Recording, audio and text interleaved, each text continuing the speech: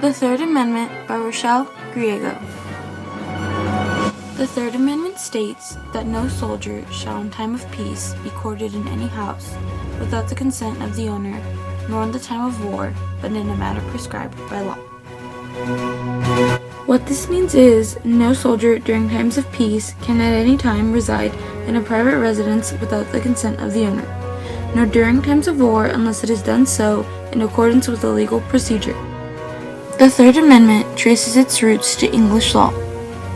When British troops based across the colonies had no place to go at night due to the limited space in their provided barracks, Parliament passed the Quartering Acts. In 1765, the Quartering Acts were passed so that by military order, the British troops would be provided shelter across the colonies.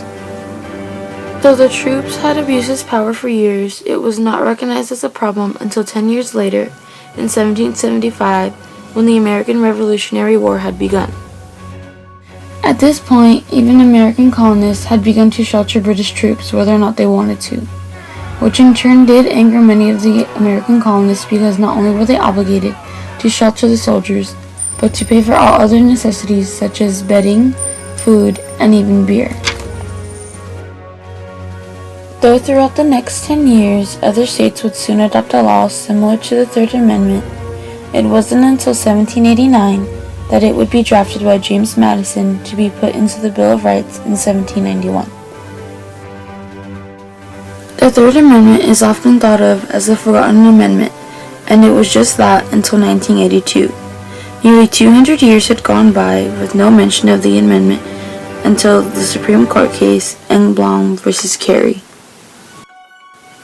In this case, Mary Ann E. Engblom and Charles E. Palmer were suing Hugh L. Carey, the governor of the state of New York, for violating the 3rd and 14th Amendment. Engblom and Palmer were New York State prison guards whom had gone on strike. While on strike, the state called in the National Guard to take their place. When the guards had come to replace Engblom, they were housed in her on-site residence while she was evicted without notice. Though Engblom had stated that her amendments had been violated due to the fact that she was evicted without prior notice, the court had never solely ruled a final decision based on the Third Amendment, so the case was ruled in favor of Mr. Carey. Test question. True or false? The Third Amendment protects a soldier's right to quarter in a private residence.